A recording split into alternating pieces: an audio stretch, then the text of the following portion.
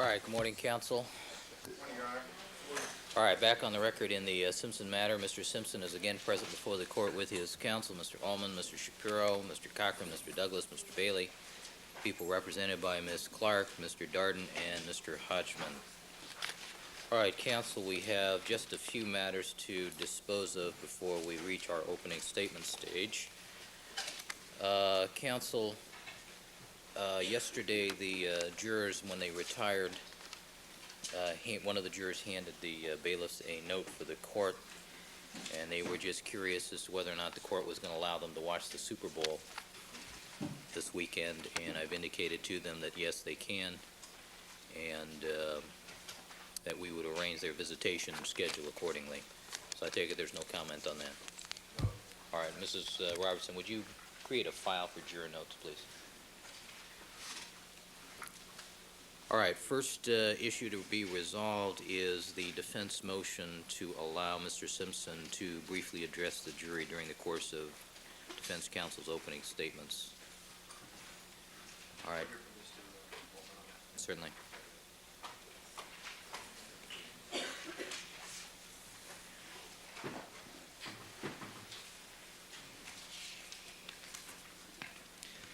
Your Honor, the first objection interposed by the people is that this has never been done before. And we have located at least two California precedents where it has been done before. The first came in probably the first case of the century, which was the trial of Clarence Darrow here in Los Angeles for jury bribery. Even though Mr. Darrow was represented by eminent counsel Earl Rogers, he was allowed to directly participate in the presentation of the opening statement and closing argument to the jury. The second example came in 1972 in the trial of Angela Davis in Northern California, in which, although she was represented by counsel, she also was allowed to present opening remarks to the jury. So it's not a question of proposing something that has never been done before, as to which there is no precedent. The second objection raised by the people is that they will be deprived of their right of cross-examination. And I think that really misconceives what is being proposed here. First of all, Mr. Simpson will not be testifying, and the standard instruction given to the jury with respect to all of counsel's opening statements, that they are not evidence and not to be considered as evidence by the jury, will certainly apply as well to Mr. Simpson's opening remarks. But what is being proposed really is not a presentation in the traditional form of an opening statement. What we are simply proposing is that Mr. Simpson be allowed to introduce himself to the jurors, to introduce the defense team, the lawyers who are representing him, and to simply reiterate his plea of not guilty. Now, of course, the prosecution has no opportunity to cross-examine a plea, and we believe it would be quite appropriate for the jury to hear the plea of not guilty that sets this trial in motion directly from the lips of the defendant. This is not really all that remarkable a request. What it really seeks to do is to focus the attention of the jury back where it belongs in the midst of all of this hoopla, and that is on the defendant who is on trial, to remind them that what's really at stake in this trial is one man's freedom. We want them to see who that man is. We want them to hear from him very briefly in terms of introducing himself, introducing counsel, and reiterating his plea. The second part of the motion simply addresses a physical demonstration that is routinely done in trials, routinely done by the prosecution as well as the defense, and again would not involve any testimony but simply a preview of evidence that will be presented in the course of the trial. All right, Mr. Ullman, it was represented to me that preview would be merely of the defendant's knees regarding certain surgeries that he has undergone as a result of his athletic career. Is that correct? Yes, that is correct. All right. And have you contemplated the security desires of the Sheriff's Department that they have their bailiff within close proximity of Mr. Simpson at the time that this is done, and how you would do that in a manner that would not convey a unnecessarily negative message to the jury? Well, that was the reason we brought this up in advance, Your Honor, so that adequate preparation could be made to post a deputy on this side of the courtroom if that's necessary, but it simply involves him walking from one side of the courtroom to the other. All right, and unfortunately, the logical place to do that is right by prosecution counsel there. So we have that proximity problem as well. Have you contemplated the logistics of our unfortunately small courtroom? Well, if the prosecution wants to just switch sides with us, we'll be glad to move over to this side of the courtroom. But you've asked for that already. I don't think that they have any concerns about being in proximity of the defendant. Well, I just have concerns about that as a security concern is all. All right. Thank you, counsel. Could we have just a moment?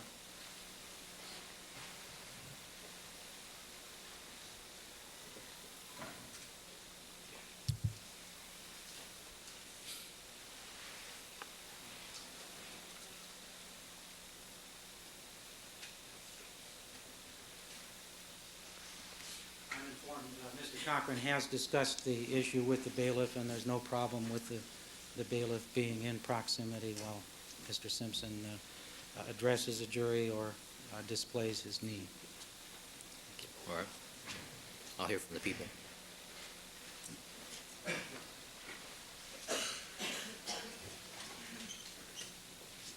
Thank you, and good morning, Your Honor. Good morning. First of all, this is not an opening that counsel proposes. It's simply an attempt to capitalize on whatever defendant's star appeal currently is with the jury, and to get him to have close proximity with them to impress them. What is the probative value of a scar? What does it prove to this jury in terms of his physical capabilities on the night of June the 12th, 1994? It proves nothing. In fact, we all know that on the morning of June the 12th, he was playing golf. We also know that within weeks before the murder, he made an exercise video. So the probative value of that scar is nil, and the misleading nature of presenting that scar to the jury is great. The inference that the defense will seek to draw from that scar is that he was incapable of certain physical acts. If that is what they intend to present, that's fine. Let them present testimony that is capable of cross-examination. But to have the defendant essentially testify before the jury without taking the witness stand and being cross-examined is inappropriate. The cases in which the defendants have been able to address the jury in opening statement in previous occasions have been cases where the defendant was acting in pro per. This defendant is not in pro per. He is represented by many attorneys. If he desires to testify before this jury, then let him do so as all witnesses do, on the witness stand, and be subject to full and complete cross-examination. Case law is completely in favor of the people's position in this regard. People v. Perez, 216 Calap 3rd, 1346, in which the defendant requested to be allowed to exhibit his tattoos without being sworn or giving testimony. The court refused his request and ruled that the exhibition of the tattoo would be testimonial if offered, to impeach the testimony of an undercover officer, and essentially that's what the injuries now being proposed to be displayed to the jury is being offered to show, that he could not, in fact, commit certain acts that he is charged with committing. It's testimonial in nature. Let's make no mistake about that. What is the purpose otherwise of demonstrating the scar or of talking about or showing the jury what he can and cannot do? It's going to give him the ability to limp up to the jury box, get close to the jury, and try and impress them with his physical presence. That there's nothing appropriate and there's no legal benefit to this in terms of what is appropriate in a court of law. If the defendant would like to testify, that's fine. But to do this and then shield himself from cross-examination, say, don't ask me any questions, I just want to get up there and show you something. I want you to draw inferences from this. I want you to take evidence from this without being subject to cross-examination is entirely inappropriate. The people would not be entitled to do that because there would have to be a foundation laid. People v. Perez makes that very clear. It indicated that it would be irrelevant as demonstrative evidence as well, which is what the defense claims it's proposing here, although the people dispute that, and really it's a testimonial in nature kind of thing they're proposing. Nevertheless, even if it's demonstrative, the court in Perez ruled that because the defendant had laid no foundation for the admission of the evidence, it was appropriately denied. In this case as well, what the defendant proposes to do requires either his presence on the witness stand or some testimony from the witness stand to lay a foundation for its admission. To simply display something to the jury without any evidentiary basis gives them nothing reliable and nothing of probative value. It is only a blatant attempt to impress the jury with his charisma and star appeal. That is not an appropriate vehicle in the opening statement. Let me indicate also that the case of People v. Wong held similarly. People v. Wong, the trial court indicated that it was improper to have the defendant exhibit his arms to the jury without first being sworn as a witness. In that case, 35 Calap 3rd 812. The defendant in that case wanted to indicate that he was not an addict, he had no track marks on his arms. The trial court refused to allow him to do so unless he subjected himself to cross-examination. On appeal, the court was upheld, and it was determined that if it was a testimonial, if it was being offered as testimonial evidence, it was properly refused when the defendant declined to be sworn as a witness and subject himself to cross-examination. It also ruled that if the offer was a demonstrative one, then the trial court was justified in rejecting it on the basis that it was irrelevant. As I've indicated to the court yesterday, his arm was being offered on May 12th, 1971, to show the condition of his arm on June 5th, 1970. The defendant's condition today, or the existence of that scar, without laying a foundation as to what the significance of that scar is and how it impacted on his physical capabilities, is something that exists without foundation. It has no probative value in and of itself. If the defense wants to do it as part of an opening statement, they're going to have to also proffer something that lends it some value in terms of probative value. What I mean by that is they can offer a photograph of the defendant's knee, but simply holding a photograph up isn't going to get them very much, shouldn't. But the defendant, in terms of its evidentiary weight, because what does that mean in terms of his physical capabilities, or his limitations? Having the defendant as well get up to tell the jury that he's not guilty is another attempt, blatant attempt, to have the defendant address the jury without being cross-examined. It's like issuing a blanket denial and then saying, you can't ask me any questions. In a court of law, Your Honor, when a defendant seeks to testify and issues a blanket denial, that opens the doors to cross-examination as wide as they can go, and the people are permitted very far and wide-ranging cross-examination. The defendant seeks to do that in this case and preclude all cross-examination. He seeks to protest his innocence and yet not allow anyone to ask him any questions. That is entirely inappropriate. The court, I'm sure, is very well aware of that. If he were in pro per, he could get up and say whatever he wanted to. He's not. All right, what's your page cite on People v. Wong? 835.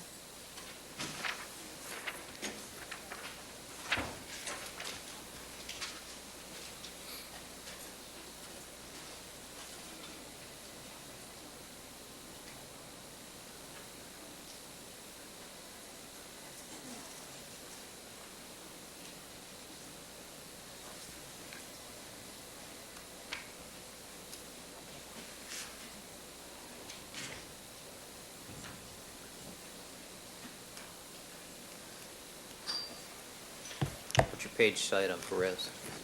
And then 1348 and goes on to 1349. The holding, 1348 and 9 give the factual exposition, 1350 gives the ruling.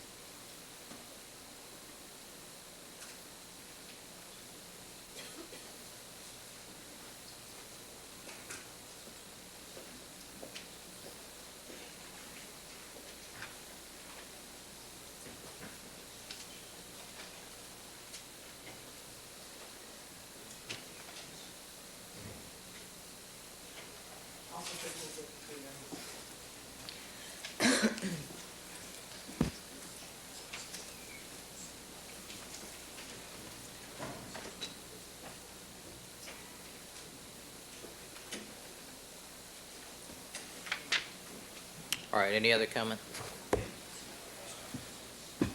No. Thank you. Mr. Ullman?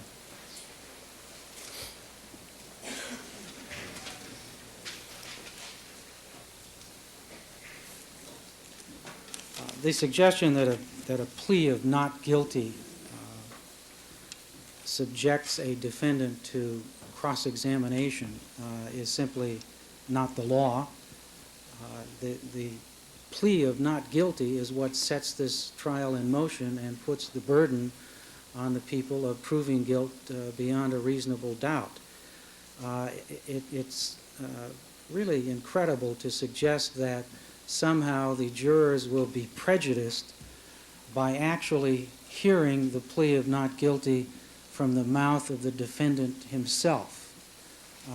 Actually, the only person who can enter the plea is the defendant himself, and that plea is what sets these proceedings in motion.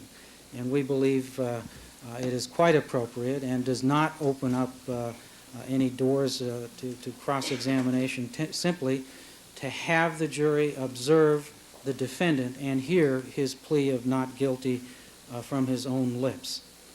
The suggestion that this is some sort of ploy to capitalize on the defendant's charisma or celebrity status, it's just the opposite. It is just the opposite. We do not want this jury to view the defendant in terms of a celebrity. We want them to view him as a human being. And that suggests the greater need in this case to do it, because there is just so much starstruck quality about this whole proceeding, and we think it would be very healthy to remind everyone, especially the jury, that what's at stake here is simply the liberty of a man, a human being, and here he is, O.J. Simpson. In terms of the lack of foundation for the physical capability of the defendant, that will be presented in the course of testimony. Obviously, the opening statement doesn't present all of the evidence. It's a preview of what is to come, and this is an important part of the evidence that we would like to preview for the jury. When it is presented in the course of trial, there will be foundational testimony from Mr. Simpson's physician as to his physical capability to corroborate the physical demonstration. Well, when you say demonstration, now you got me scared. Is this an exhibition? Exhibition or a demonstration? Exhibition. Two different things. Right. Okay. Thank you, counsel. Thank you. All right, I've reviewed the cases cited by the people, and the only cases that I could find that were of interest were a case out of New York and a case out of the Supreme Court of Mississippi that dealt specifically with the request of a represented client to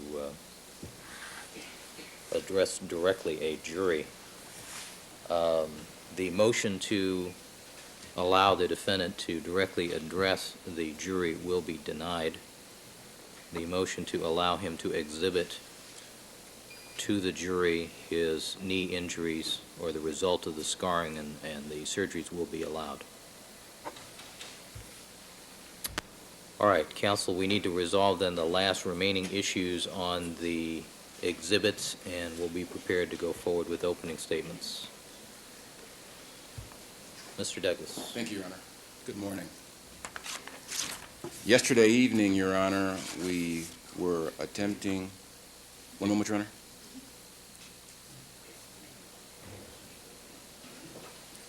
Yesterday evening, Your Honor, we were discussing the possibility of making alterations to the SOC timeline chart, of which there was an objection. As the court will see, we have altered the offending language to reflect the details and circumstances of a report that was part of an analyzed evidence report that I'd like to submit to the court and which I have already given to opposing counsel. What it says basically, Your Honor, is that there is a notation referring to different pieces of evidence. There is a notation for socks, navy blue/black. There Is is, the June 29th report? this is a report, Your Honor, if I may approach? No, just answer my question. Is it the June 29th report? Yes, it is. And it talks about there being, quote, dress socks, semicolon, blood search, paren, none obvious, close paren. And we would submit, Your Honor, that this is in fact a fair reflection of what we think the evidence is going to show. We would submit that that chart is not unduly prejudicial, and we would submit that the court should overrule the objections and allow the admittance of that chart. Who was the author of that report?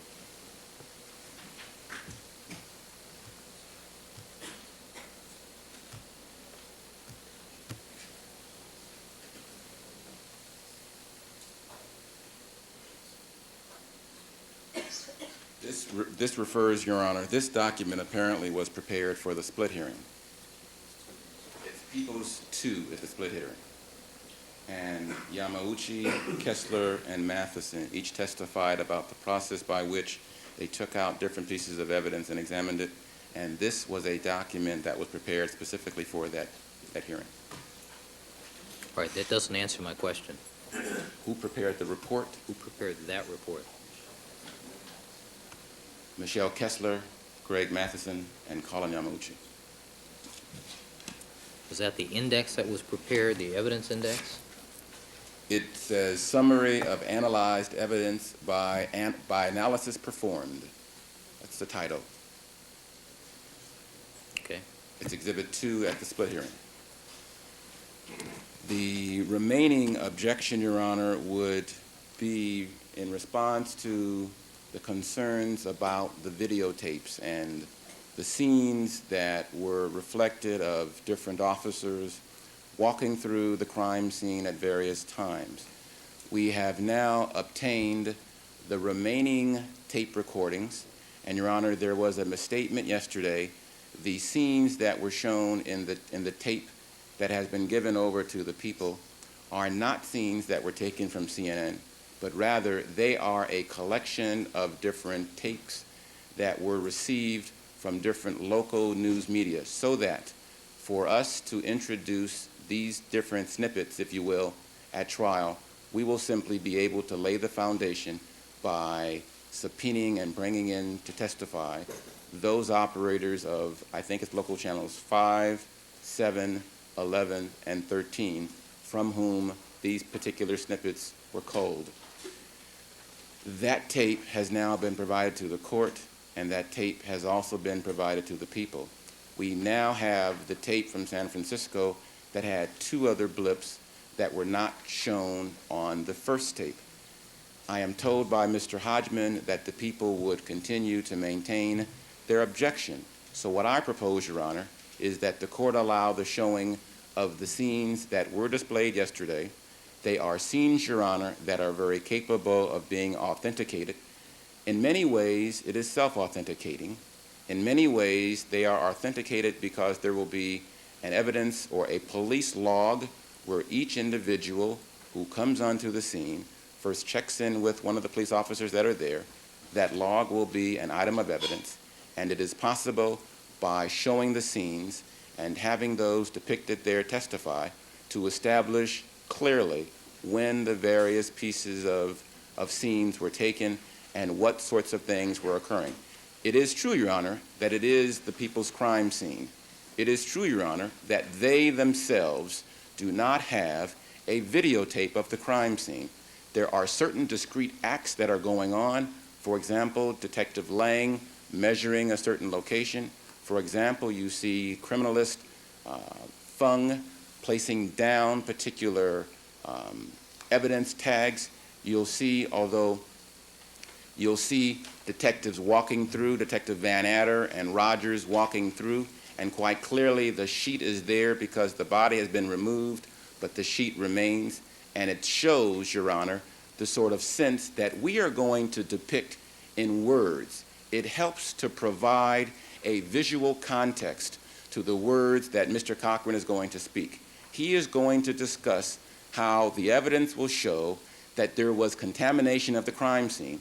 We would then hope to show pictures that demonstrate, that reflect, the contamination of the crime scene. They are going to offer evidence, I suppose, Your Honor, how the crime scene was not contaminated. Perhaps they'll show that when these scenes were shown, all of the items of evidence had been collected. Perhaps they'll show, or they'll offer evidence that when these scenes were shown, it was the next day or the third day after. That is the risk that we are going to take by the statements that we are going to make in our opening statement. But whether or not there are the visual reflections of certain words, Mr. Cochran, I think quite properly, will be able to discuss and to speak about how the crime scene was contaminated and how we contend these scenes are simply a small reflection from the only live record that is available showing the conduct of Detectives Van Adder and other detectives at both the Rockingham and Bundy crime scenes on June the 13th. Your Honor, that I think is the end of my objections to the charts that the people are going to offer and my explanation to the items that were remaining yesterday. Thank you, Mr. Douglas. Ms. Clark? I'm sorry, excuse me, hold on a second.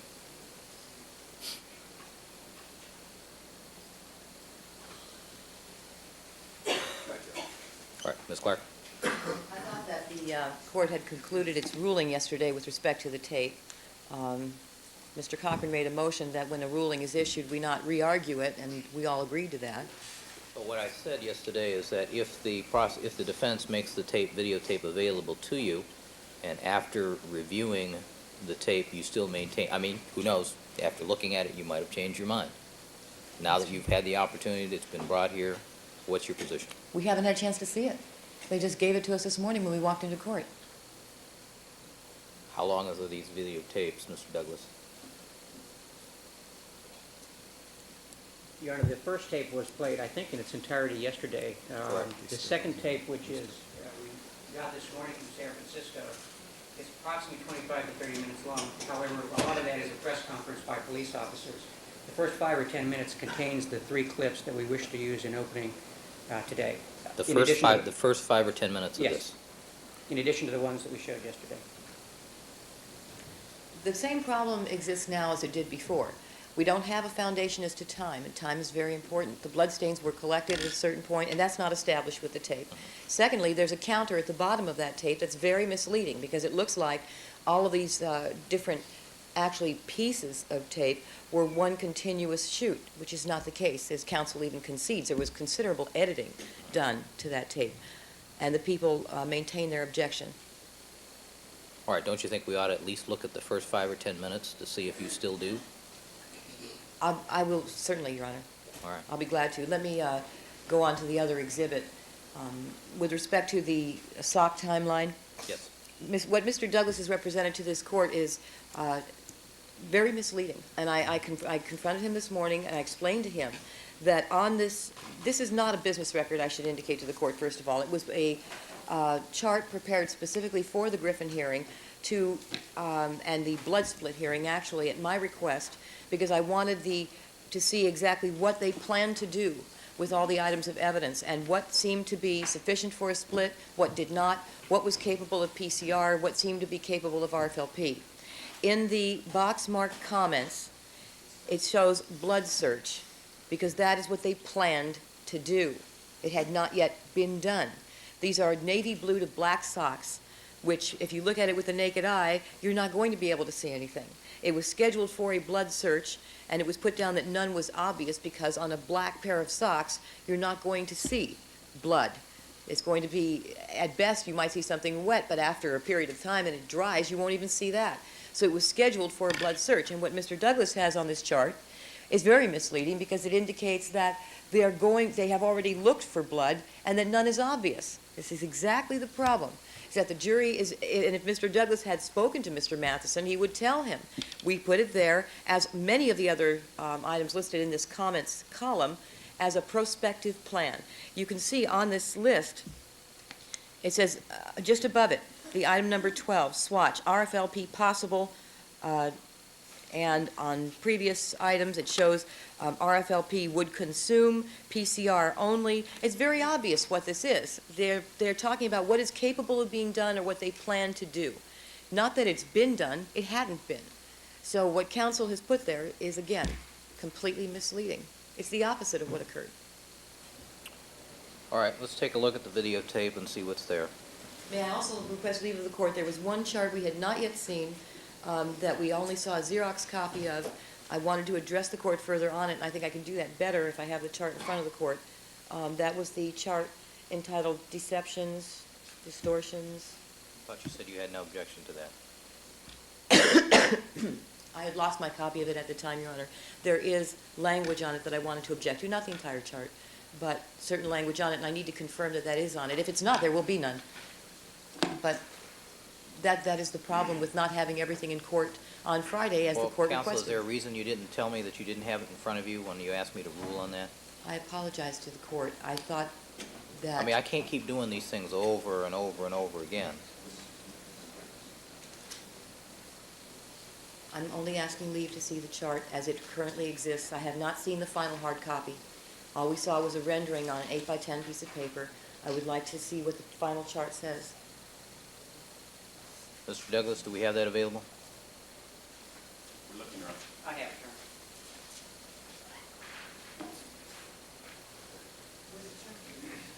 Your Honor. The chart is being mounted right now and will be picked up this morning.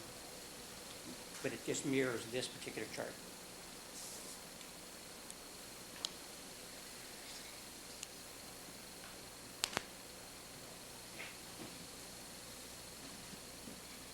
Does the court have a copy of this? No. Do you have an extra copy? No, that's the only one. All right, would you hand that to Mrs. Robertson, please? I want to address the court on certain aspects of this chart. Your Honor, we could put it up on the envelope. Well, that'd be great.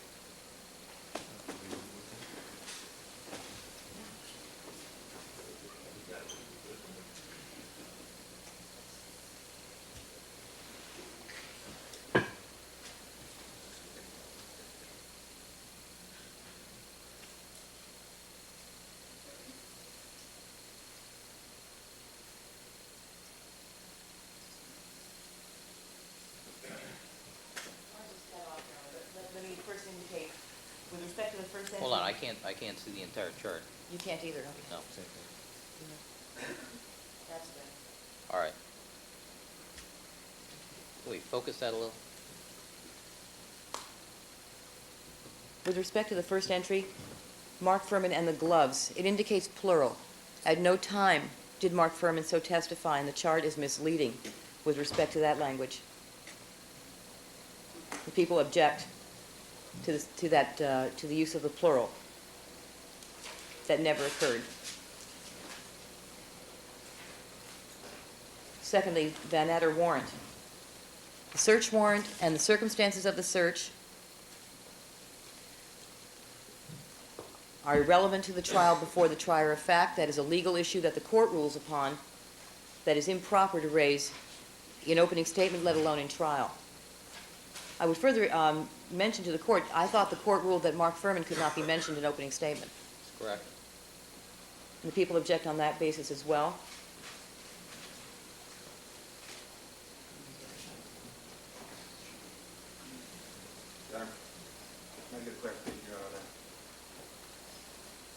Furthermore, the Ron Phillips statement to the coroner. We're kind of not following procedure, but we're kind of asking a favor. A statement lifted out of context that is hearsay from a transcript that was issued by the coroner, not a statement made, not a report made by Ron Phillips, and is misleading and confusing on that basis. All right.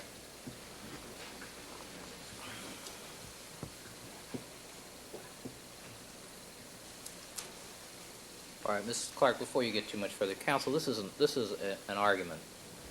This is not an opening statement exhibit.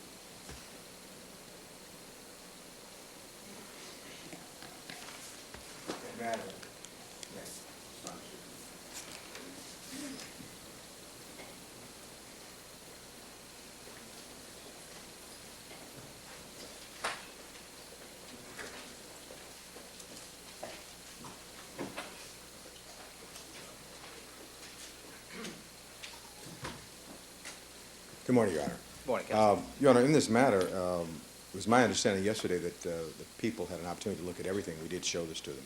And Ms. Clark indicated she had no objection. We don't want to be argumentative. This was passed, we thought, out of an abundance of precaution, if the court pleases, because we anticipated that she might change her mind. We have another chart, which I think the court will find hopefully less argumentative. I'd like for the court to take a look at it. I think this is what this is basically is a summary of the conduct. And I wanted one other query of the court with regard to Mr. Fuhrman. The court did not say we could not talk about Mark Fuhrman. I understand in opening statement what you indicated was that with regard to the Kathleen Bell incident, I think you said, but you never said we couldn't talk about Mark Fuhrman. Is that my understanding? That's correct. Okay, I want to make sure that was clear. May I show this to Mr. Hodgman and then give Your Honor a copy of this, what we proposed? Thank you. Is this a change to this document? Yeah, it's a change to this document. You want to put it up there? Should we put it up for you? Let's put Please. it up. You got one? Okay, what's up now?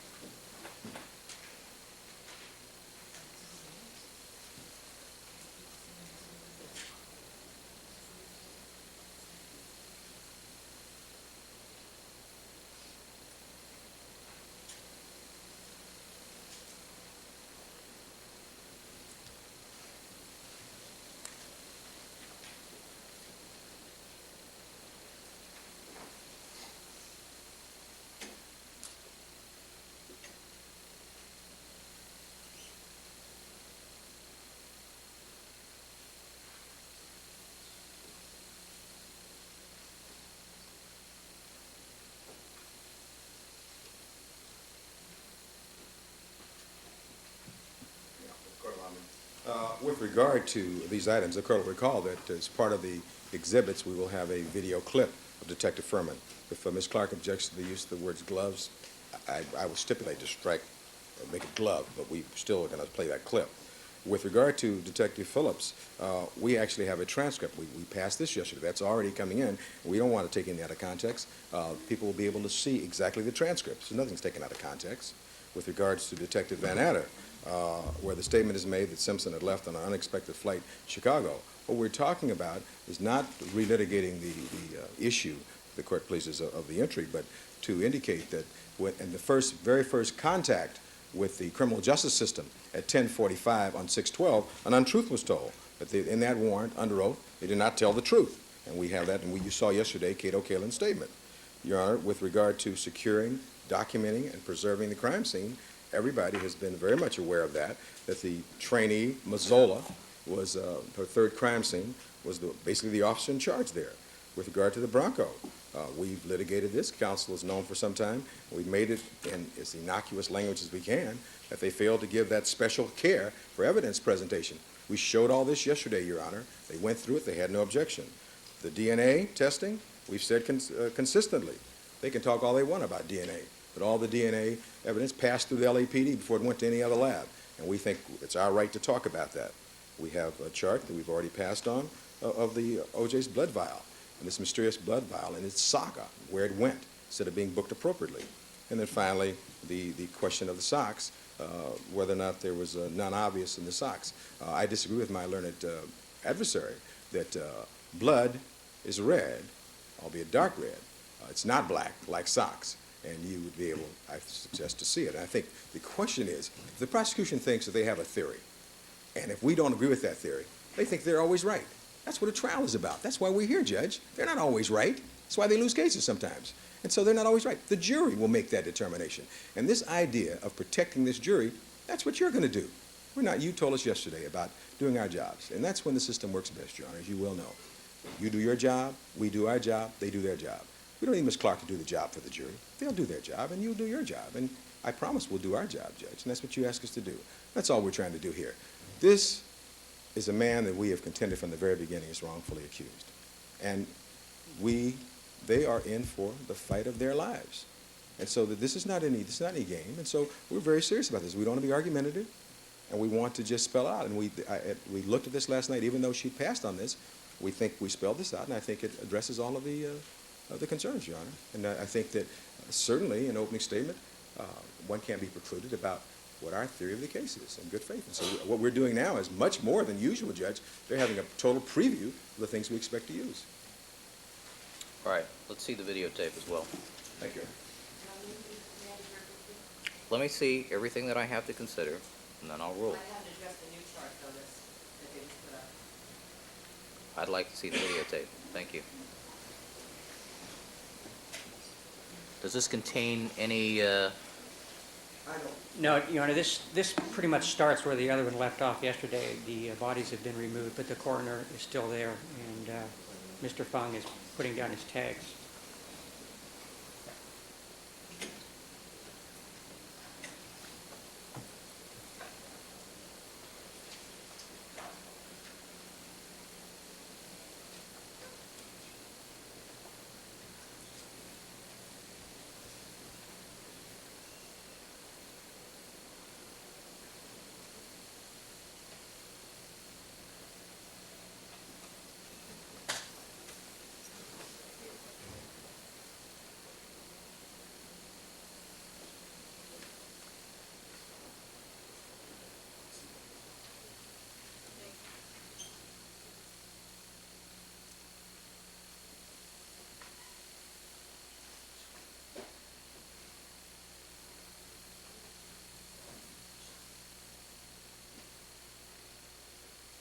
Mrs. Robertson?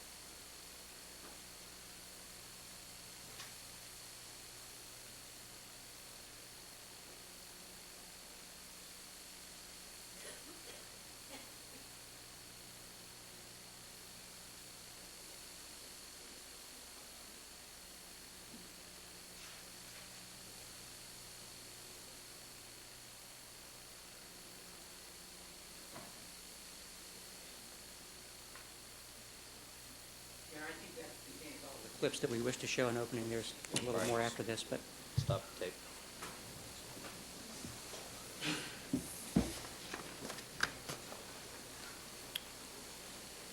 All right, Ms. Clark, I'll hear your objections.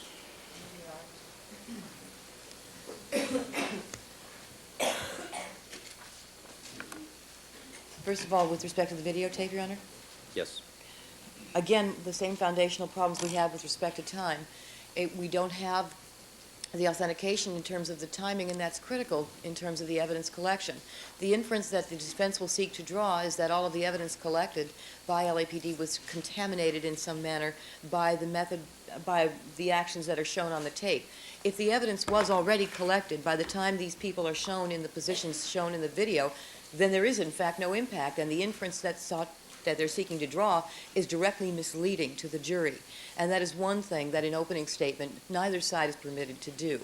The people are not attempting to tell the defense how to try their case. The people are asking this court only to make sure that the jury is not misled, so that they get the truth, so that they understand what the evidence really is, not spin and not distortion and not half-truths or statements taken out of context, but the truth. And the problem with a video such as this one is that we have no way of knowing when it was shot, and the inference that the defense seeks to draw from it may be completely false, in which case the jury begins the case with a total misconception about the conditions under which the evidence was collected. And that is a very damaging thing, and that's why the defense, of course, seeks to do it, I understand. But it's not the appropriate thing to do. The jury deserves to get the truth and understand what the evidence really is. All right, do you want to address the other issues, the SOC chart and the conduct chart? Yes, the conduct chart, I think the SOC chart I have, Your Honor, I've addressed that. That is, again, totally misleading with respect to blood search. With respect to the chart, now the new one is even worse than the other. First of all, it repeats the misleading and completely false inference drawn about the blood search. They seek to argue in derogation of reality, in derogation of the truth. The truth is that it was scheduled for a blood search. What they seek to infer from this is that it was already conducted and none was obvious. And that is exactly 180 degrees opposite of the truth. So that is a complete falsehood. With respect to Mark Fuhrman and the gloves, again, it's false. They state, they put on the plural, which was never stated by Mark Fuhrman. They take his statement out of context. There's an extensive colloquy between himself and counsel in which he refers to one glove that he saw at the foot of Ron Goldman, and he says that repeatedly. And yet, taking one statement out of context, they seek to draw inferences from it. It's argumentative. It's not an opening statement, and it's misleading and unfair because it is taken out of context. The same would go for Ron Phillips to the coroner. Of course these are taken out of context. How could counsel argue to the contrary when you have a lengthy transcript of statements that have explanatory information both before and after? You have A and you have C, and you take out B. And that's what counsel has done, taken everything out of its proper context and stuck it on a chart. And again, it's argumentative. With respect to the Van Adder warrant, that statement is irrelevant. We're talking about language in a search warrant. That's appropriate for the court to rule on. That's not appropriate for a jury to be presented. The jury has to be the trier of fact to determine whether the defendant is guilty or innocent, not whether the search was proper or improper. That is a legal argument that goes to the court, not to the jury. That statement is inappropriate, and it's argumentative as well.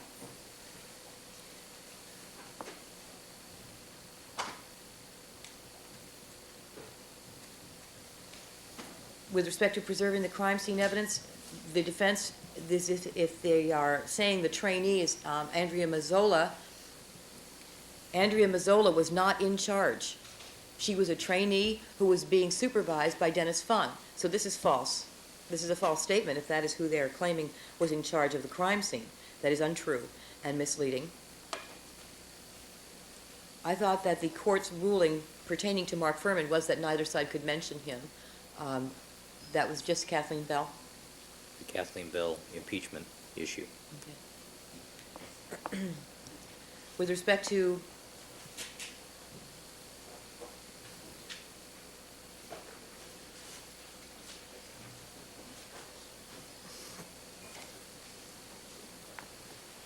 May I have a moment, Your Honor? Certainly.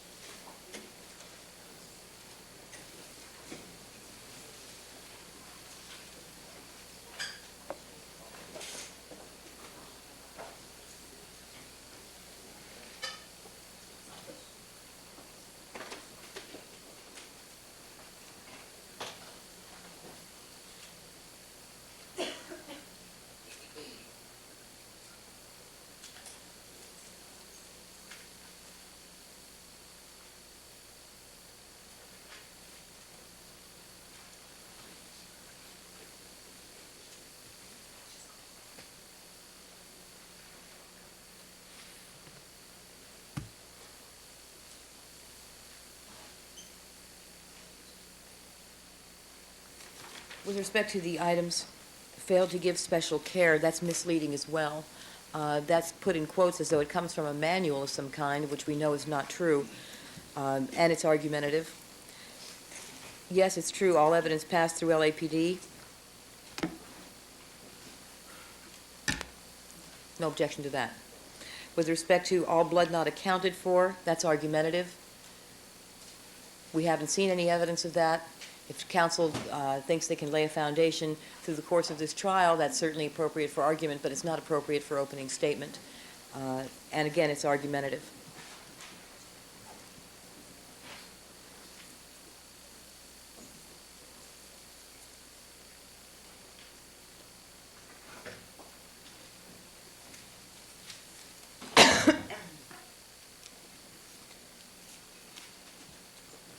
I'm just waiting, is the court? All right, are you finished with your comments? Yes, Your Honor. I'm All right, finished. thank you. Mr. Cochran.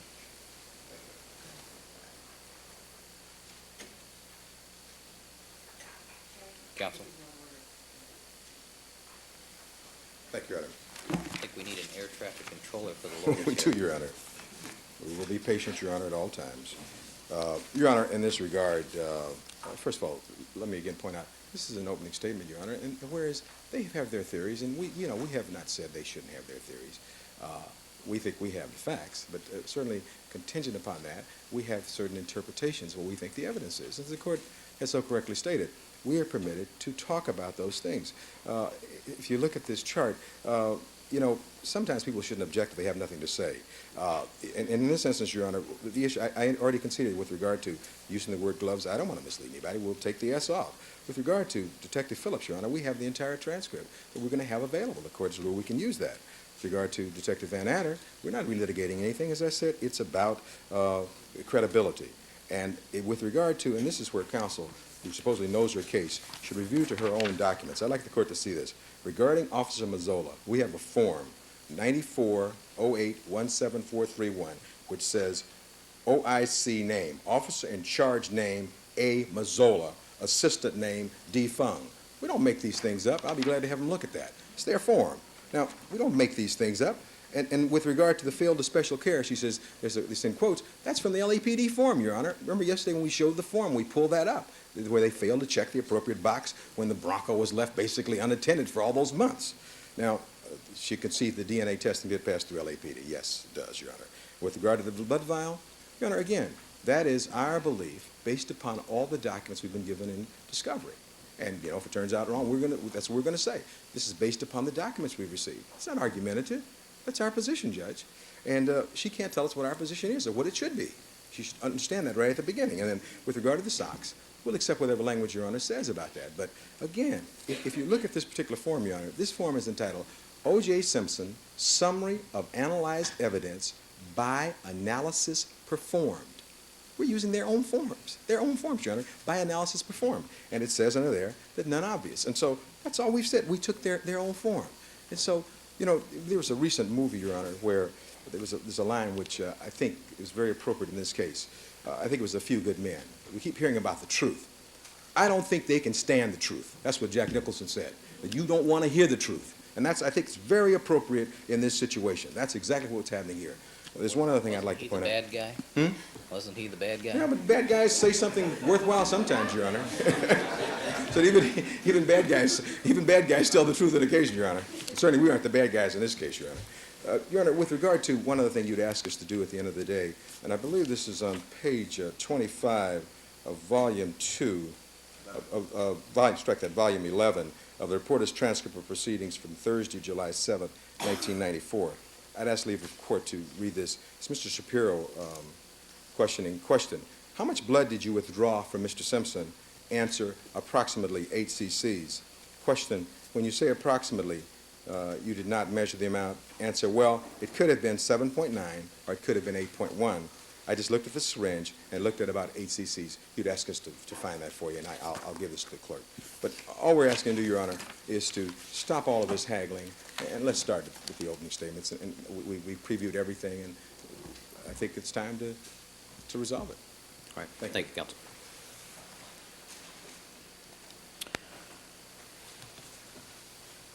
All right, the objection to the use of the videotape is sustained. The argument has been that the concession has been that these are snippets and that the defense is willing to take the risk in argument that they cannot lay an accurate foundation. The problem is that leads to the danger of misleading the jury, and I'm not willing to take that risk during the course of an opening statement, so that objection is sustained. As to the SOC chart, the language that is on the SOC chart comes from a summary of reports and testing. It is not the report itself. The objection is sustained as to the language, blood search, none obvious. In all other respects, the SOC timeline chart may be used. As to the conduct chart, the objection is sustained. These quotes, some of these quotes are taken out of context, and there's a danger of misleading the jury as a result, so that objection is sustained. All right, counsel, I think that, I did not rule yesterday on the, Mrs. Robertson reminded me, I did not rule on the photograph of the defendant and four ladies in formal dress. My notes say that the court did rule, Your Honor, that I noted I didn't check it off on my list, and Mrs. Robertson indicated I didn't rule. So the objection on that, as to that, is overruled. For the rest, so the record's complete. All right, counsel, that takes care of that. Let me just advise counsel, tomorrow one of our sequestered jurors has a medical appointment, and we will adjourn tomorrow at 3:30. 3:30. To accommodate that. And I would also like to talk to counsel at some point in time regarding your proposal regarding a scene view when you get the opportunity. All right, anything else before we invite the jurors to join us? Your Honor, maybe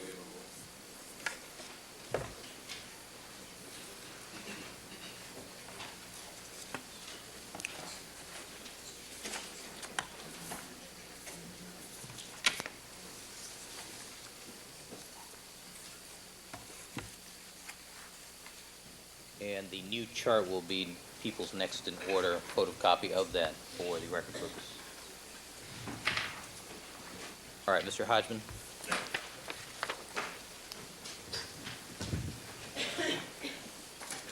Thank you and good morning, Your Honor.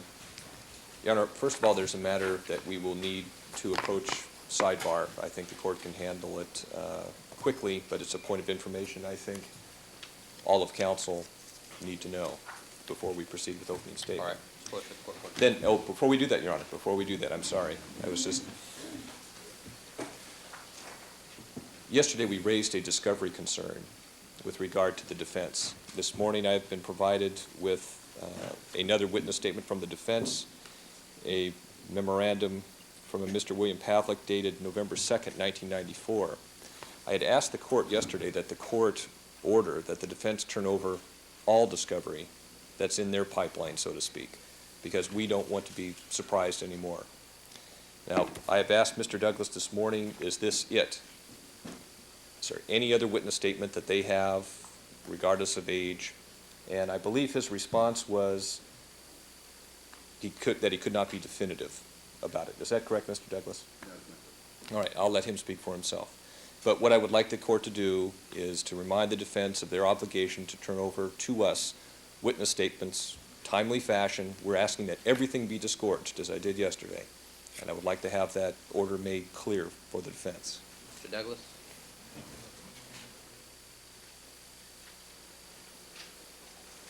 Your Honor, yesterday there was a specific reference made to an interview of a Scott Matsuda, whose name was added to the witness list, and I specifically had asked my investigator for that particular report, and I asked him to check to make sure that none of the names that were added, that there were any reports that had not been turned over. That was the report that I was given. That was the report that I turned over, and I will again endeavor to review my files, to review the files of the other counsel, and to make sure that there are not any other reports still outstanding that have not been turned over. And if I find so, I'll give them to Mr. Hodgman. All right, I would like for you to report back to the court tomorrow morning, Mr. Douglas, as to that search. Yes, sir. All right. All right, Mr. Hodgman, can we approach now? Yes. Thank you. Yes.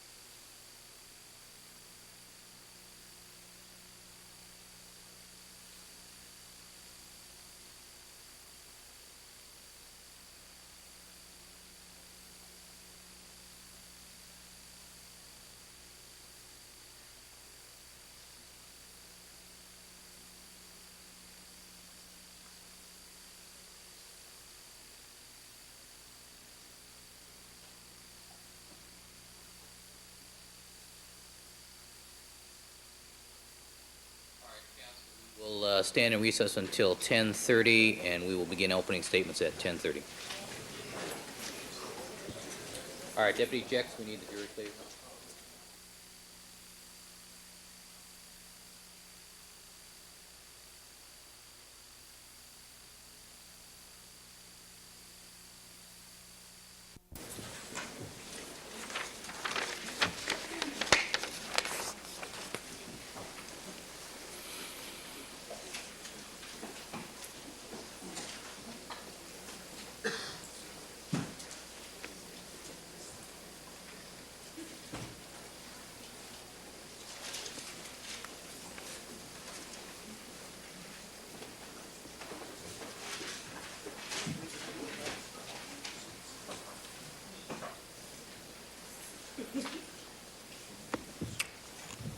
All right, back on the record in the Simpson matter. Mr. Simpson is again present before the court with his counsel, Mr. Shapiro, Mr. Ullman, Mr. Cochran, Mr. Douglas, Mr. Bailey, people represented by Ms. Clark, Mr. Darden, and Mr. Hodgman.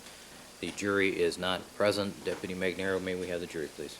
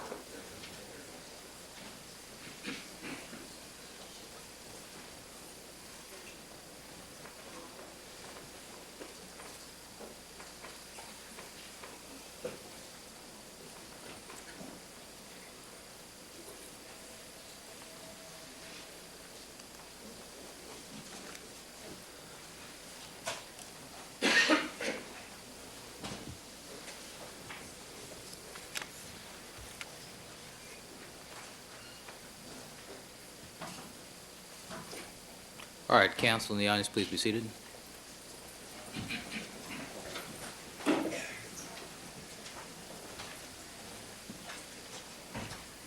All right, good morning, ladies and gentlemen. We are going to begin with the opening statements made by the lawyers in the case. Let me remind you from my instructions to you yesterday that any statements made to you by the attorneys during the course of their opening statements are not evidence and should not be considered as such by you. These opening statements are normally given by the attorneys to sort of give you an overall view of the evidence that they intend to present. It's to give you a roadmap, so to speak, as to how to evaluate the evidence. This case, as you know, will be relatively long, and by necessity, some of this evidence will be presented to you out of chronological or logical order.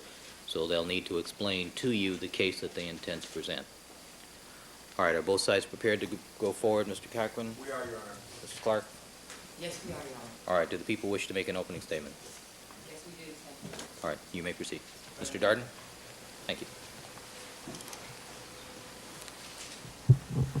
Your Honor, Judge Ito, Mr. Cochran, and Mr. Shapiro and Dean Ullman, and to my colleagues seated here today in front of you, and to the real parties and interest in this case, the Brown family, the Goldman family, and the Simpson family, and to you ladies and gentlemen of the jury, good morning. I think it's fair to say that I have the toughest job in town today, except for the job that you have. Your job may just be a little bit tougher, but your job, and like my job, both have a central focus, a single objective, and that objective is justice, obviously. It's going to be a long trial, and I want you to know how much we appreciate your being on the panel. We appreciate the personal sacrifices you're making by being sequestered. We understand that can be difficult. And I'd like to thank you in advance for keeping the promises you made to us when you were selected for the jury initially. You promised to be fair. You promised to be open-minded. You promised to hear and see and carefully consider all the evidence in the case. And you promised to find this case, to come to a verdict in this case solely on the basis of the evidence and the law given to you by Judge Ito. And you promised to do that based on the law, based on the facts and the evidence, and nothing else. You promised us that you had no hidden agenda, that you only wanted to see justice done, and you promised us that you would do everything you could under the law to see that justice was done. And so I thank you for that, and I thank you in advance for the verdict you will at some point render in this case. And we're here today, obviously, to resolve an issue, to settle a question that has been on the minds of people throughout the country these last 7 months. It certainly has been on the mind of my people up in Richmond, California, and friends in Fayetteville, Georgia, and all across the country, and everybody wants to know, and everybody I know often pose the question to me, did O.J. Simpson really kill Nicole Brown and Ronald Goldman? Well, finally, ladies and gentlemen, I am here in front of you this morning to answer that question. And we'll answer that question from the witness stand, and from the exhibits you'll see in this case, and from the evidence. And when you see the evidence, and when you hear the witnesses, and when you put it all together and consider the totality of circumstances in this case, the answer will be clear to you as well. The answer to the question is yes. The evidence will show that the answer to the question is yes. O.J. Simpson murdered Nicole Brown and Ronald Goldman. And I'm sure you'll be wondering why as the trial proceeds on, and I'm sure you're wondering why right now. As the judge instructed you already, opening statements are not evidence. Opening statements are given by lawyers, and in an opening statement, we inform the jury of what we think the evidence will show in this case, what we believe the evidence will show. But we're lawyers. We're not witnesses. We're not under oath. Nothing we say is evidence. The things we say to you today are not the things that you should carry into the jury room and into deliberations. You should carry into the jury room and into your deliberations the evidence in the case, the testimony from the witness stand, the exhibits admitted at trial, the instructions given to you by the court. And when you look at all of that, when you go back and reflect on the testimony and the exhibits and everything you heard and saw in this case, you'll know why he killed Nicole Brown and Ronald Goldman. And when I give you the answer as I have, and you consider and you stop and consider and you think, why would he do it? Why would he do it? Not O.J. Simpson, not the O.J. Simpson we think we know, not the O.J. Simpson we've seen over the years. But that raises another question, and that question is, do you know O.J. Simpson? We've seen him play football for USC. We watched him thrash UCLA and play in the Rose Bowl. We watched him win the Heisman Trophy. He may be the best running back in the history of the NFL. We watched him leap turnstiles and chairs and run the airplanes in the Hertz commercials. And we watched him with a 50-inch afro and Naked Gun 33 and a half. And we've seen him time and time again. And we came to think that we know him. What we've been seeing, ladies and gentlemen, is the public face, the public persona, the face of the athlete, the face of the actor. It is not the actor who is on trial here today, ladies and gentlemen. It is not that public face. It is his other face. Like many men in public, like many public men, they have a public image, a public persona, a public side, a public life, and they also have a private side, a private life, a private face. And that is the face we will expose to you in this trial. The other side of O.J. Simpson, the side you've never met before. We will expose in this trial and show to you in this trial that other face, the face he wore behind the locks and the gates and the walls at Rockingham, that other face, the one that Nicole Brown encountered almost every day of her adult life, the one she encountered during the last moments of her adult life. The same face Ronald Goldman encountered during the last moments of his life. When we look upon and look behind that public face, the public face of the man who sits here in court today, you'll see a different face. And the evidence will show that the face you'll see and the man that you will see will be the face of a batterer, a wife beater, an abuser, a controller.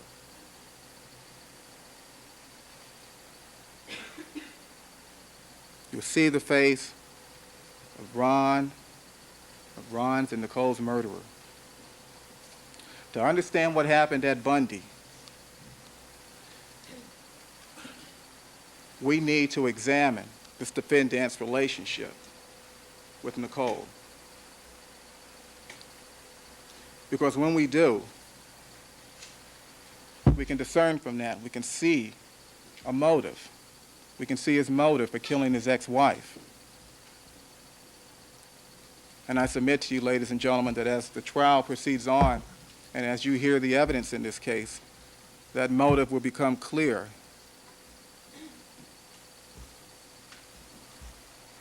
He killed Nicole for a single reason. Not because he hated her.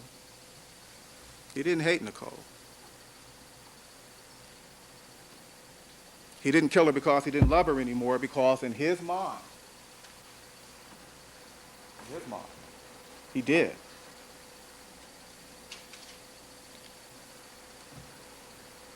He killed her for a reason almost as old as mankind itself. He killed her out of jealousy. He killed her because he couldn't have her. And if he couldn't have her, he didn't want anybody else to have her. He killed her to control her. Control is a continuing theme. It was a continuing theme. The central focus of their entire relationship. By killing Nicole, this defendant assumed total control over her. By killing her, he committed the ultimate act of control. By killing her, no one else could have her. No one but him. And he killed Ron Goldman. And he killed Ron Goldman for another reason. He killed Ron Goldman because he got in the way. He killed Nicole because he had a problem with her, as men and women sometimes do have in relationships. They have a problem. And this defendant's problem, the man in the courtroom, I think he stated his problem rather eloquently at his weight, as he stood over her body at his weight. And he said then, and he said on other occasions, and I quote, he said, while standing over that casket, while standing over Nicole's body, my problem was that I loved you too much. But it wasn't really love, ladies and gentlemen. And this will be reflected in the evidence, and the evidence will establish this, that it wasn't really love. What this defendant had for Nicole Brown wasn't love, it was obsession. He became obsessed with her. And his obsession was so great that he developed a need to control her. And his need to control and his feelings of obsession, his obsession was so great that when he came to realize that he could not keep her, he killed her. Because to let her go would mean to lose control of her. To let her go with Ron Goldman or someone else would mean to lose control.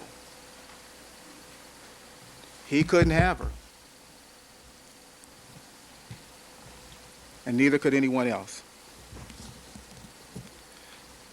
Now, the evidence in this case will establish that the man in the courtroom, this defendant, is an extremely controlling and possessive man.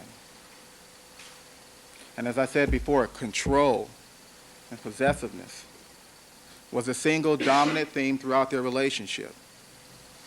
And he controlled her in a variety of ways. He controlled her financially. When the defendant and Nicole first met, she was barely 18 years old. He was almost 30. She shared an apartment. He owned a mansion. She waited tables at a restaurant. He was a millionaire. No one had ever heard of Nicole Brown, but he was one of the most recognized men in America. But after he met her, he slowly began to control her. She shared an apartment with a friend. He got her own apartment. He bought her things. He gave her things. The time she was 19, she was driving a Porsche. He got it for her. He began to gain control over her. And throughout the years, throughout their relationship, he maintained that economic control over her, that financial control. The evidence will show that Nicole never really held a job. She never really worked. She never really operated a business. She never had an income really of her own. Throughout her entire adult life, this man, the defendant in the courtroom, held the purse strings in her life. Whatever money she got, whatever material possessions she got from the defendant.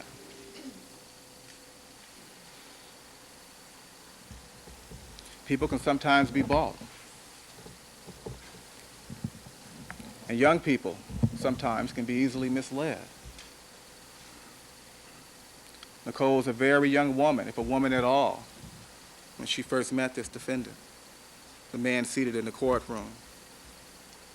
And as the years went on, and as they continued to date, and as he gained more and more control over her,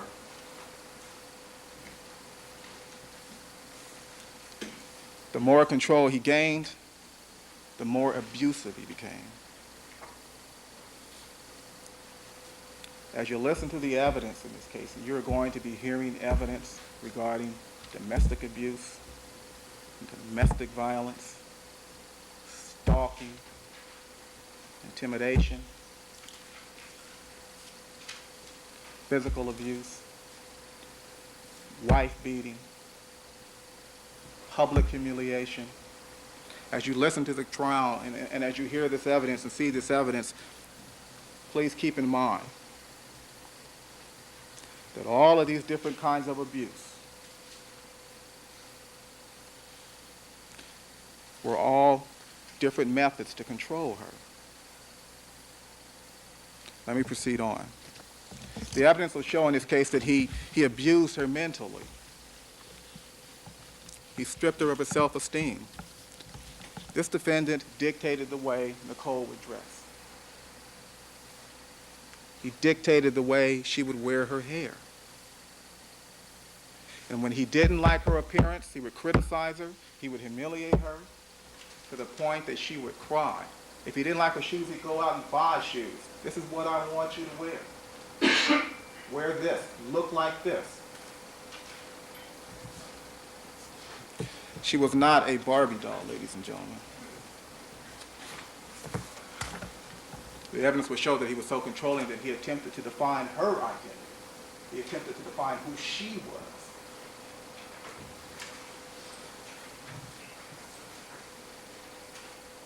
When she was pregnant and put on weight,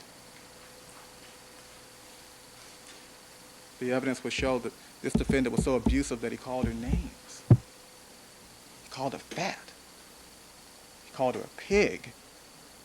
And he did this in the presence of her family and in the presence of her friends. And he humiliated her. And that is the face we intend to expose in this trial. That's the other side of this defendant we're going to show you in this trial. And by doing these things and by hurling these insults, he stripped her of her self-esteem. And when you're controlling someone financially, and when they have no self-esteem, and when they have no identity, you have them. You control them. The evidence will show that this defendant, this man in the courtroom, was a very controlling and possessive man. And that the dominant theme throughout their relationship was his control of Nicole Brown. But he did more. He did more than just demean her in the presence of others. He attempted to isolate her, sometimes from some people.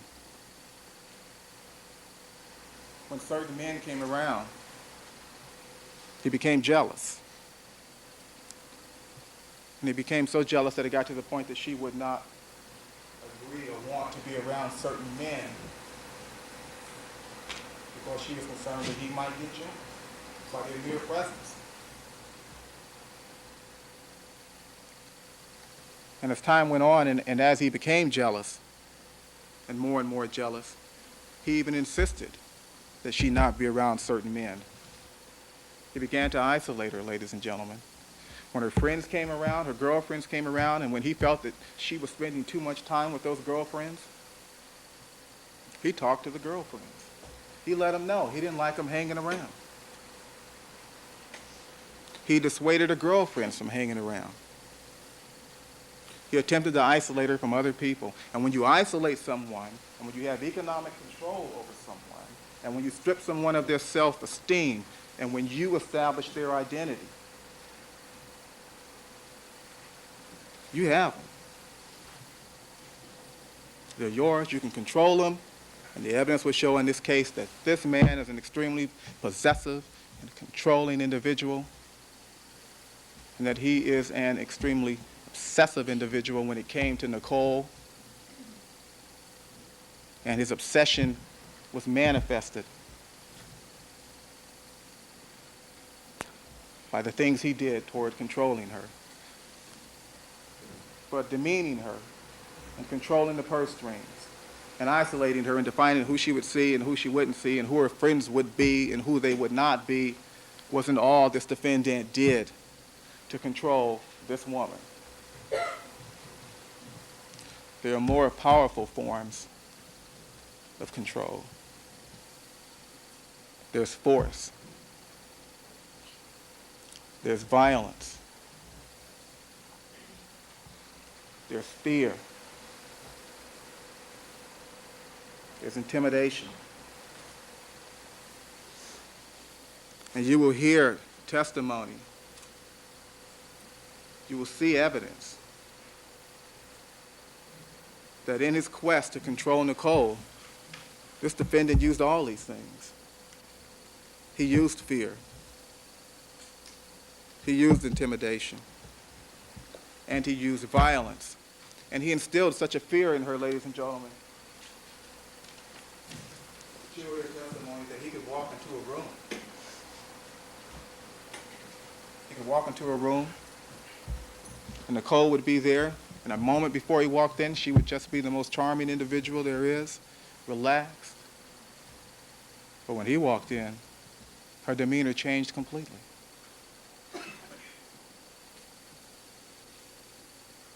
As time went on, his mere presence became intimidating to her.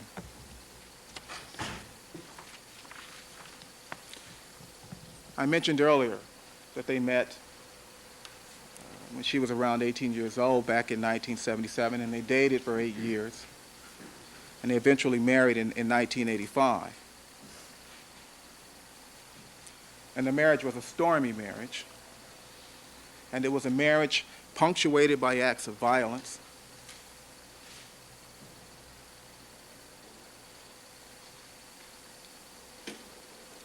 And that violence would always be followed by an apology. He would apologize, give her jewelry, buy her flowers.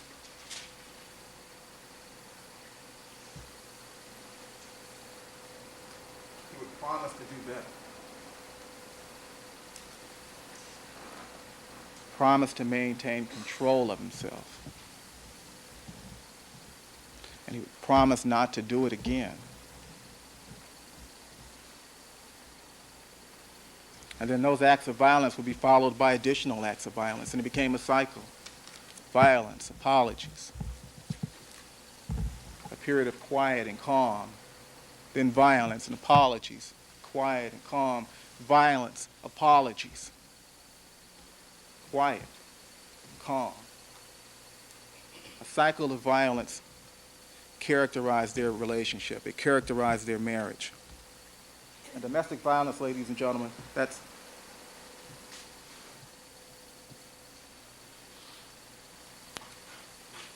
a difficult topic, because domestic violence is something that happens behind the gates and the walls.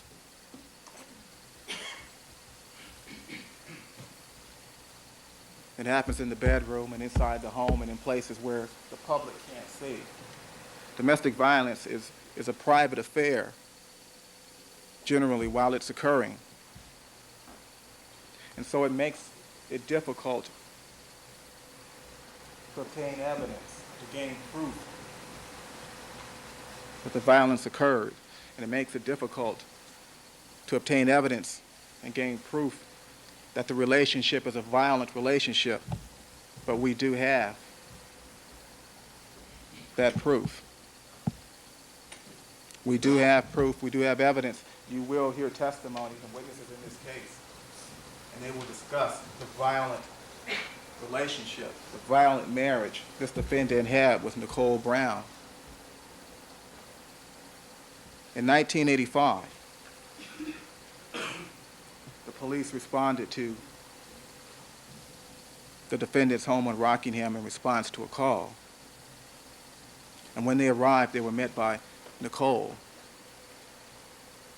She was crying, and she was upset, and her face was puffy,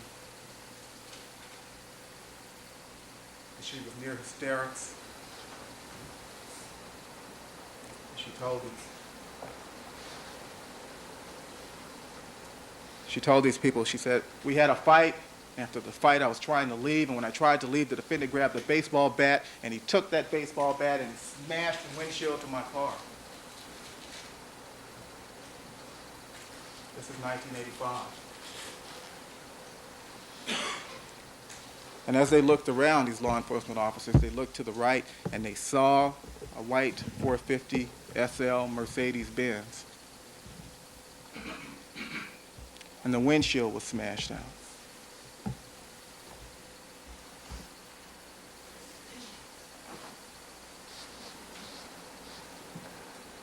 And just then the defendant came out of the house. And he offered an explanation. Well, the police didn't arrest him. They left. They left Nicole there. They left the defendant there. And that isn't an act of physical violence toward Nicole, is it? Or is it? Maybe it is. Nicole Brown was there to witness this act, this violence on her vehicle. And if you're married to someone and you love someone and you have a fight with them and they take a baseball bat and they do something like that to one of your prized possessions, could it be that they're sending a message? The evidence will show that this was a message. It was an indication. It was a warning as to what would happen next. It was a warning that what happened to this Mercedes-Benz could just as well happen to you. And it did happen to Nicole. Not with the baseball bat, but just like that Mercedes got smashed and dented, so did Nicole. You'll be hearing evidence. You'll be hearing testimony. You'll be seeing witnesses in this case regarding an incident that happened on January 1, 1989. It was almost 4 o'clock in the morning on January 1st when the 911 operator received a telephone call from Rockingham. And that operator will be here to testify in court. And that operator will be here to authenticate the tape of that 911 call from Rockingham. And when the operator appears, And when the tape is played, listen very carefully. Because if you listen carefully, in the background, you will hear a woman screaming. And you will hear something else. You will hear the sound of this defendant, this man, beating this woman. You will hear the sound of his hand smacking across her face. You will hear the sound of this defendant beating his wife.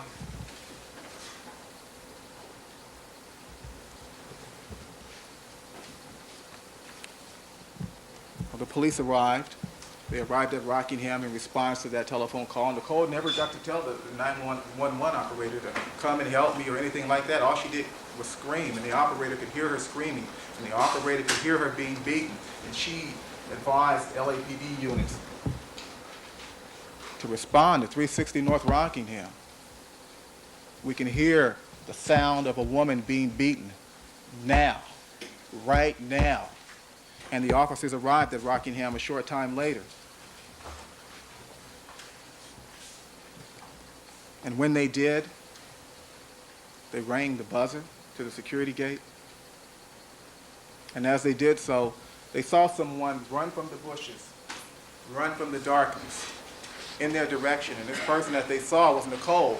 And Nicole came running out of the darkness wearing nothing but sweatpants and a bra, running toward the officers. And she was covered with mud, and she was dirty, and she was filthy. And she ran toward the officers, and as she ran toward the officers, she was shouting and yelling, "He's going to kill me! He's going to kill me!" And the officers stood there. They didn't know what to do. It's 4 o'clock in the morning. She's out in her bra. Sweatpants are covered with mud. They just got a call. There's a woman in Rockingham being beaten now. She comes running out of the darkness and out of the mud and out of the bushes. And she pushes the button to the security gate, and she runs through the gate, and she collapses in the arms of the officer. The entire time she's yelling, "He's going to kill me. He's going to kill me." And the officer said, Who's going to kill you? And she said, "OJ is going to kill me." And the officers looked. They looked at Nicole. Her eye was swollen, bruised. Her lip was cut. And one of the officers, the senior officer there, he looked at her neck. And what he saw startled him. On her neck, he could see the imprint of a hand. The imprint of a hand around her neck.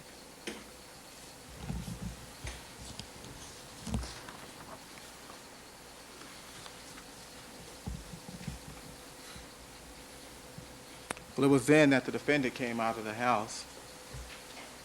He was wearing nothing but his bathrobe. And he did not address his wife at the time. And he did not ask the police how she was doing or if she was okay. And what the evidence will show, and what you will hear in this case, is that he demeaned and humiliated her even more. He shouted to the officers in the presence of Nicole, his wife, "I've got 2 women now. I don't need that one. I don't want that one in my bed anymore." This was his wife, and this is what he said to these officers who were strangers to him. This is what he shouted out to the police.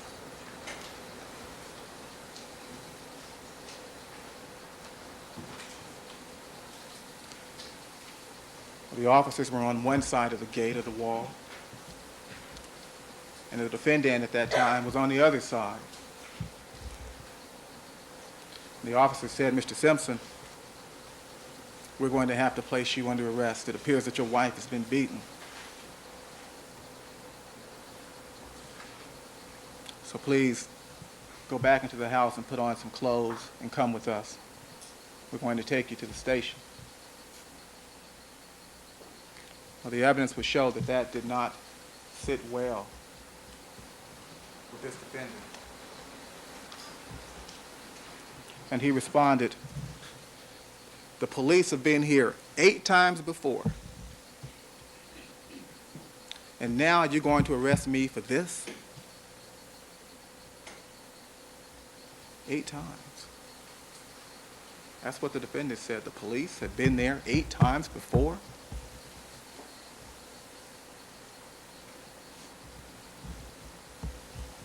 And as he said, "You're going to arrest me for this?"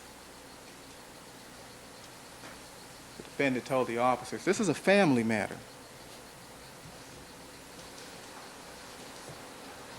That's what the evidence would show. The defendant said to the officers, "This is a family matter." And he asked, "Why do you want to make such a big deal out of it? We can handle it." The evidence would show that the officers did not like the way he had handled things up to that point. And they insisted that he get dressed. And they told him that he was under arrest and that they were going to take him to the station. Well, this was O.J. Simpson.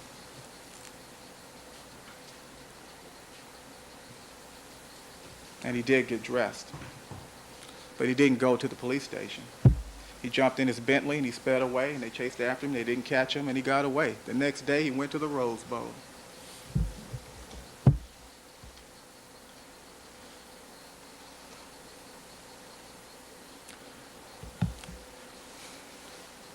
But despite this, despite 89, what happened on January 1, 89, despite the Mercedes-Benz incident in 1985, she stayed. She stayed with him. And I'm not suggesting, and the evidence won't suggest, that every day of their marriage or their relationship was stormy and rocky and filled with violence. That's not what we're suggesting here. But we are suggesting, and the evidence will show, that there was a cycle of violence. A cycle of violence, and the dominant theme in that relationship and in that cycle, and the ultimate objective was always control. Control.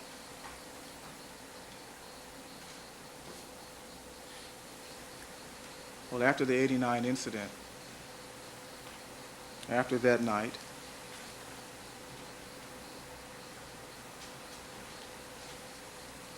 their relationship changed somewhat. She was concerned. And the defendant was concerned. The defendant is a public man, and he was concerned about his public image. And in the public domain and in the public media, back in 1989, he was interviewed by Roy Firestone on ESPN. And during that interview, Mr. Firestone asked the defendant about that incident on the morning of January 1.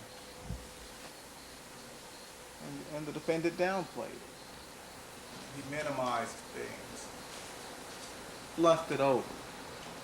And you'll hear and see that interview.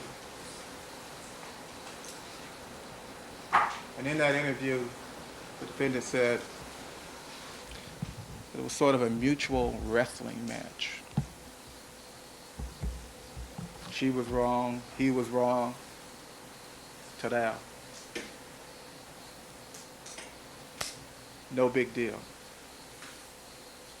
And that's what he said to the press and to the public. He minimized things. But you'll hear testimony from investigators employed with the DA's office, and they'll tell you about a day just a few months ago when they drilled a hole in the safe deposit box, Nicole's safe deposit box. And they'll tell you about the day that they recovered photographs taken of Nicole's injuries back in 1989. And they'll also tell you about the recovery of some letters the defendant wrote to Nicole after the 1989 beating. And you'll see those letters. They'll be here you'll be able to read them, and you'll note that the account the defendant gave the press and the media and the public was not the same account he gave Nicole in those letters during that apology phase, the contrition phase, the phase he was going through. In the letter he wrote to Nicole, he apologized for hurting her. In the letter he wrote to Nicole, he admitted he had lost control. And in the letter to Nicole, he said the same old thing you've been saying all along, and that is that I will do better. We can get through this. And that happens in bad relationships and in abusive relationships, doesn't it? Things get bad, bad things happen. It's always somebody's fault. But nobody wants to take the blame. And in this situation, and the evidence will show that what the defendant did was he made these promises. He sort of roped her back in. You know how it is. Bad relationship, I'll do better, here's a gift, I'm sorry, and they just rope you back into it. And if you're the other person in Nicole's position, as she was, and this will be reflected in the evidence, she wanted to believe. She wanted to believe that her marriage could survive. She wanted to have hope, and he gave her hope for a while. Because this is a cycle.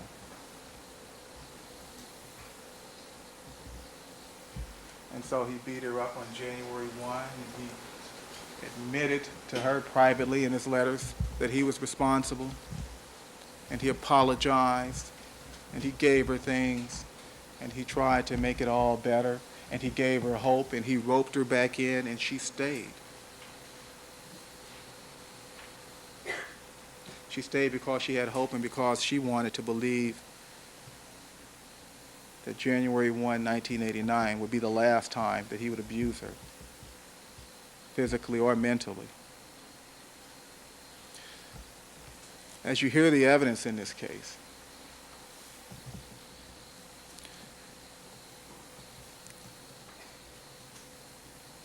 something very sad becomes very apparent.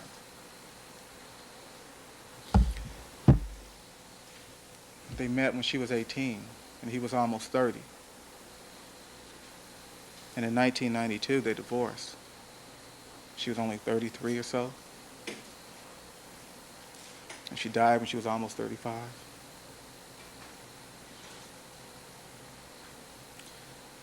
Throughout her adult life, throughout most of her adult life, her concept of marriage and a relationship was defined by this defendant. That was adult love. Her notion of adult love for 15 years was what this defendant gave her. And he abused her throughout that relationship.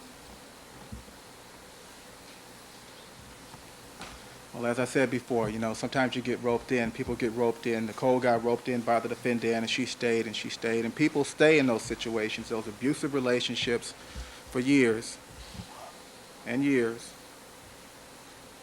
until one or two things happen. One, they just can't take it anymore. Or two, until they just can't take it anymore and they wake up to reality. And finally, in 1992, Nicole woke up to the reality of her situation. And in January 1992, she moved from Rockingham. She left the defendant, and she filed for divorce. Well, this did not sit well with this defendant, and this will be reflected in the evidence. He did not like this. He did not like the fact that Nicole was leaving his house, going somewhere else to live in her own house, away from him. There's that issue of control. How could he control her? She wasn't right there with him. And he didn't take it well, and he lost 20 to 25 pounds like that. And almost on a daily basis, he would call her sisters, Dominique and Tanya and Denise, and he'd call her mother and her father, sometimes crying on the telephone. And he would call them, and he would whine to them, and he'd tell them how much he loved her and how he wanted her back. He'd use them to try and rope her back in. Well, she couldn't let him go, not completely. I mean, how could she? She'd been under his control for 15 or 16 years.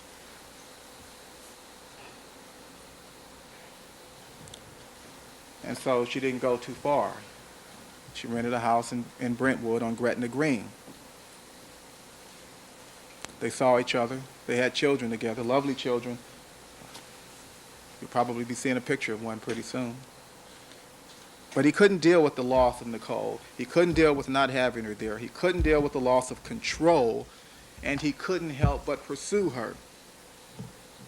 You'll hear a testimony in this case from Nicole's mother, and she'll tell you about some of the telephone conversations she had with the defendant back in 1992, and some even more recent. And in one conversation, he told her,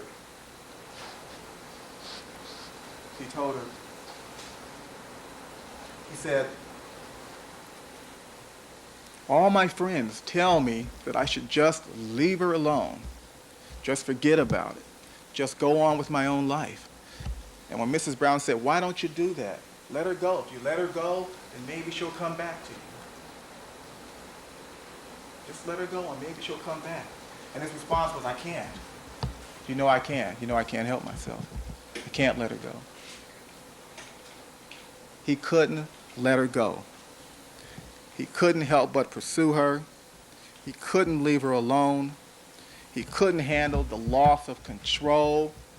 And because she had left his house and moved somewhere else and established her own home, her own house, and began establishing her own relationships, he did the only thing he could do to gain control, to try to regain control, to try to find out what was going on with her. And so he stalked her.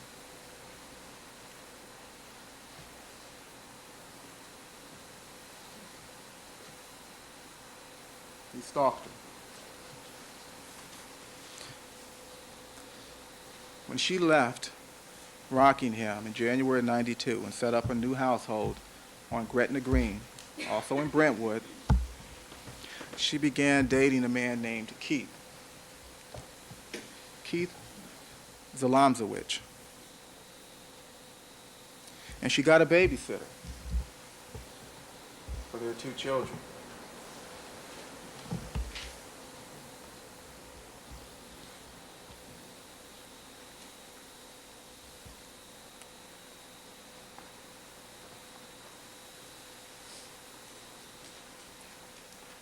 Whenever Keith and Nicole would go out, not every time, but enough, he would show up. They went to a nightclub, and Keith will tell you about this. He'll be here to testify. The defendant showed up.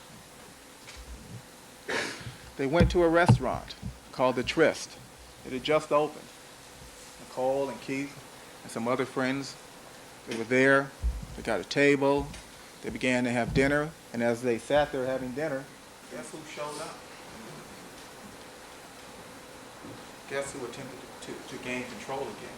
The defendant showed up. And that'll be reflected in the evidence and in the testimony. And what he did is he walked into the restaurant. He saw Nicole and Keith and her other friends. He went to another table. He grabbed a chair. Now, the chair was facing in an opposite direction, but he grabbed the chair. He turned it around. He sat there staring at Keith and Nicole and their dinner party.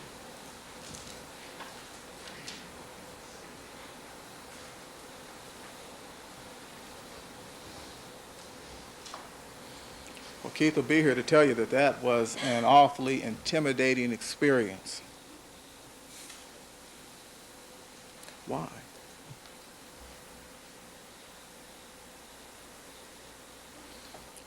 There was another incident at the Mezzaluna. Nicole was there, Keith was there. The defendant suddenly showed up, drove up in front of the restaurant, got out of the car, walked up to the table where they were seated, put his hands on and said, "I'm O.J. Simpson and she's still my wife." Well, she'd filed for divorce and moved out of his house. But that was intimidating. And there's more. And you'll hear about the other incidents. There's more evidence of stalking in this case, and you'll hear about that. There was one evening when Keith and Nicole,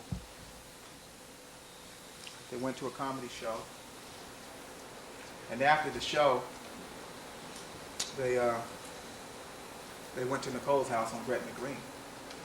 It was about 3 in the morning. And they were seated on the sofa in her living room. The kids were upstairs asleep. It's 3 o'clock in the morning. And Keith and Nicole made love on the couch. But they weren't alone. There was somebody watching. There was someone watching through the window. It was the defendant. At 3 o'clock in the morning, he was looking through Nicole's window, watching her make love to another man.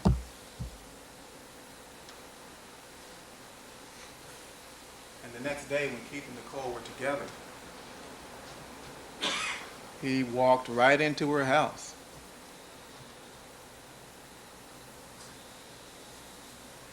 And he was beside himself, and he was angry.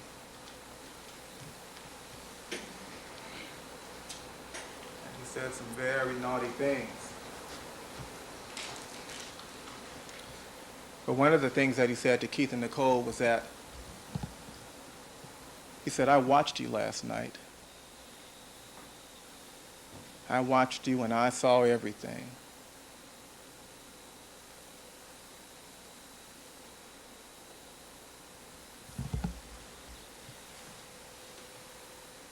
Well, the evidence will show that is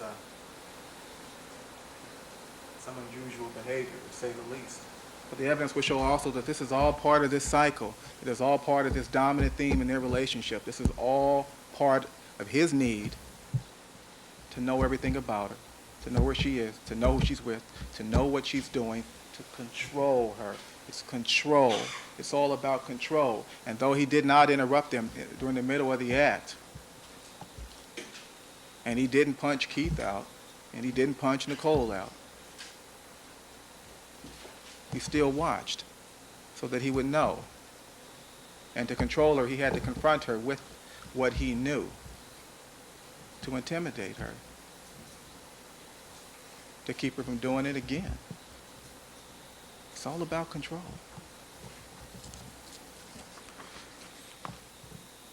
Well, over the months, Nicole still wanted to believe that they could be a family again together.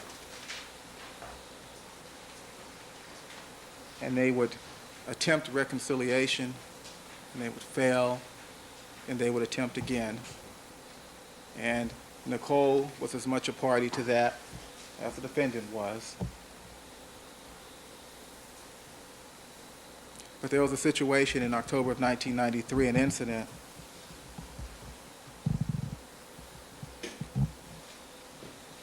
another control incident. He forced his way through the back door of her place on Gretna Green. He forced the door in. He entered her house without her permission, without her knowledge, and he confronted her, and he scared her. He frightened her, and he scared her so badly that she telephoned 911. And she asked for police assistance, and you will hear that tape, the tape of that 911 call, and you will meet the 911 operator. And you will hear the defendant in the background. This is October 1993. He watched Keith and Nicole have sex in April of 1992, And when you listen to the October 1993 911 tape, you can hear him in the background still yelling and shouting about what happened in April of 1992. But that 911 tape is a telling glimpse into their relationship. That's for sure. And it's also an example of this defendant's private side, his private space. The other man, the man in the courtroom, the man that's on trial here today. And you'll hear Nicole on the telephone talking to the operator. And as you listen to her, you can't help but discern from the tone of her voice and the things that she says that she's a tough woman, but that she's also afraid and intimidated. And not only that, but that she feels that her situation is hopeless.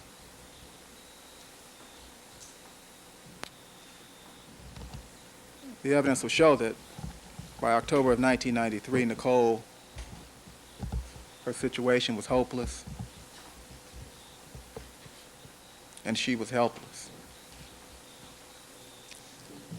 Way back in 1989, the defendant said that the police had been to the house 8 times before and never done anything.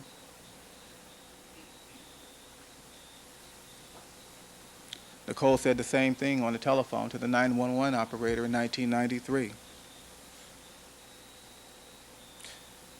Her situation was hopeless and she was helpless. And you can infer from the evidence that Nicole Brown expected or had no expectation that anyone would ever do anything to this defendant because he beat her.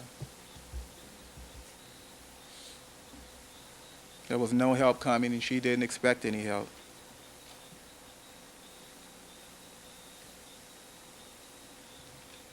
But you'll hear that telephone call and you will hear the defendant and you will get a true sense of the fear he instilled in her. And he didn't hit her that day. He didn't strike her and he didn't punch her. He did go through the house to see who was there.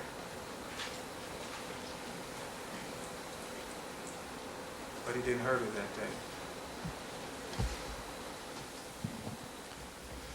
Still, she stayed. Still, they remained involved. Not only in the sense that he was the father of her children, but they still attempted to reconcile.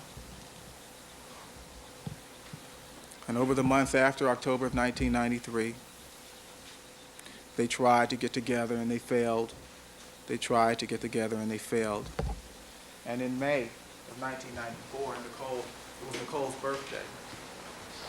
And the defendant gave her a very nice gift, a piece of jewelry. And they attempted to reconcile, for lack of a better description. But the evidence will show that it was a very brief attempt, because a few days later, Nicole called it quits.